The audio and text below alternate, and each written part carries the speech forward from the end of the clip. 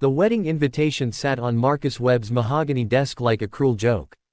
Gold-embossed letters spelled out his best friend's happiness while Marcus's own phone remained painfully silent.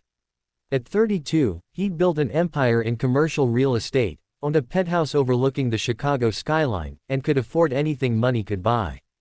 Except the one thing he wanted most: someone to share it with. He'd tried the dating apps, the exclusive matchmakers, the charity galas where women draped in designer gowns laughed at his jokes a little too eagerly. They loved his Tesla, his connections, his black card. But Marcus knew the difference between someone loving him and someone loving his lifestyle. Late at night, scrolling through filtered photos and rehearsed smiles, he'd close his eyes and imagine her, the glamorous woman who'd walk into his life and make everything make sense.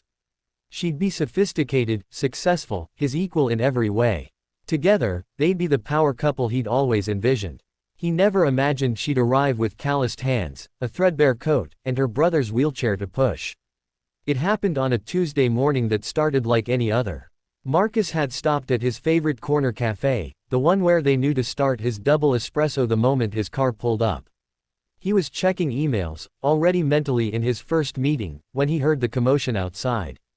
I said no soliciting. The cafe owner, usually friendly, stood blocking the doorway.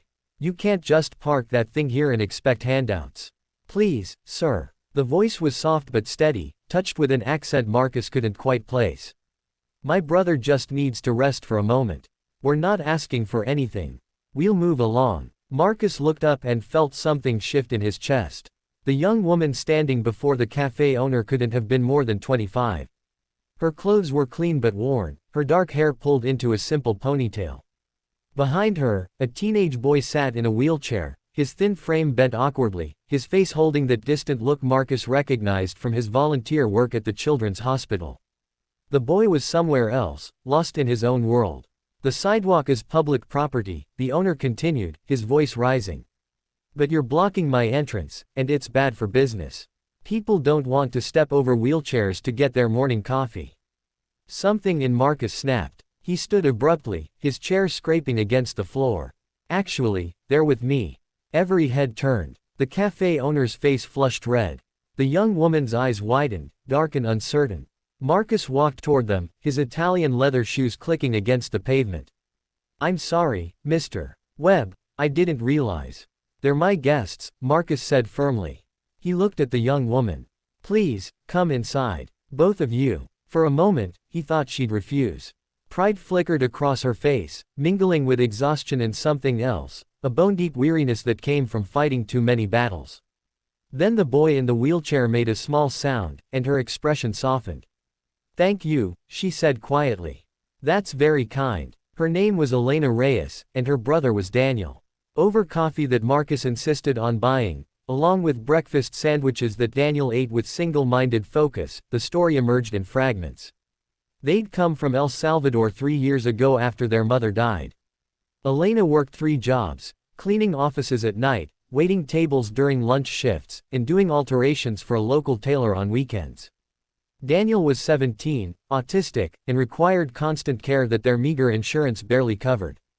We were waiting for the bus, Elena explained, her hands wrapped around the coffee cup as if drawing warmth from it. But Daniel had a difficult morning, and we missed our transfer. I thought we could rest here for a few minutes before walking to his day program. She glanced at her brother with such tender ferocity that Marcus felt something crack open inside him. He likes watching the people go by. Marcus found himself doing something completely out of character.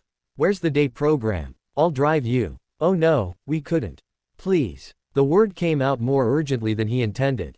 My first meeting isn't for another hour. It's on my way. It wasn't on his way.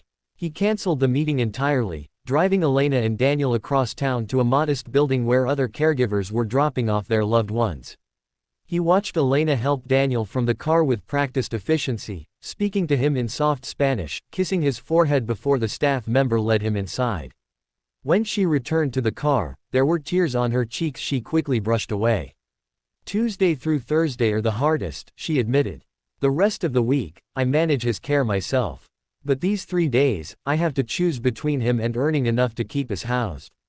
Every time I leave him, I feel like I'm failing. Marcus drove her to her first job in silence, his mind racing. That evening, he did something he'd never done before. He researched caregiving resources, disability services, and the gaps in the system that left families like Alina's falling through the cracks. The glamorous woman of his dreams seemed like a silly fantasy now, a shallow wish built on superficial foundations. Over the following weeks, Marcus found reasons to return to that corner cafe, always at the same time. Some Tuesdays, Elena and Daniel were there. Some Tuesdays, they weren't. When they were, Marcus would drive them, and Elena would talk about Daniel's progress, her dreams of getting him into a better program, her hope that one day he might gain more independence. She never asked Marcus for anything, never once treated him as a solution to her problems.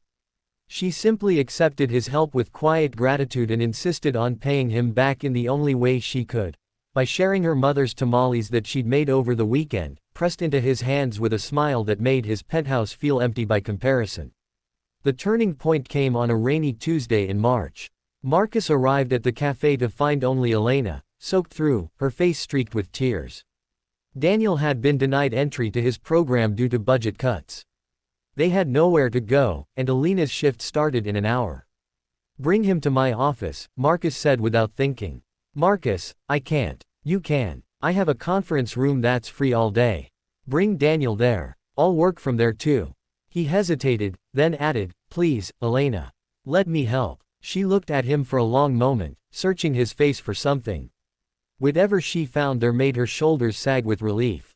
"Okay," she whispered. "Thank you." That day changed everything. Marcus's colleagues watched in amazement as their hard-driving boss spent his afternoon sitting with a teenage boy, helping him with a puzzle, speaking slowly and patiently. They watched him reschedule conference calls so he could take Daniel to the building's garden, where the boy seemed fascinated by the fountain. They watched Elena arrive later in her waitress uniform to pick up her brother, and they saw the way Marcus looked at her, not like a rich man viewing a charity case, but like a man who'd finally found what he'd been searching for. Marcus had dreamed of a glamorous girl who'd complete his perfect picture. Instead, Elena arrived in poverty with a wheelchair to push, and she taught him what perfection actually meant. It wasn't about matching achievements or social status. It was about matching hearts, finding someone whose capacity for love humbled you, whose strength inspired you, whose presence made you want to be better than you ever thought possible. 6 months later, Marcus proposed in that corner cafe, with Daniel as his best man, offering Elena not just a ring but a partnership. Together, they transformed his empty penthouse into a home filled with laughter and challenge and profound purpose. He'd been so focused on finding someone who fit his life that he'd never considered finding someone who'd help him build a life worth living. She arrived pushing a wheelchair, and she taught him how to truly walk forward.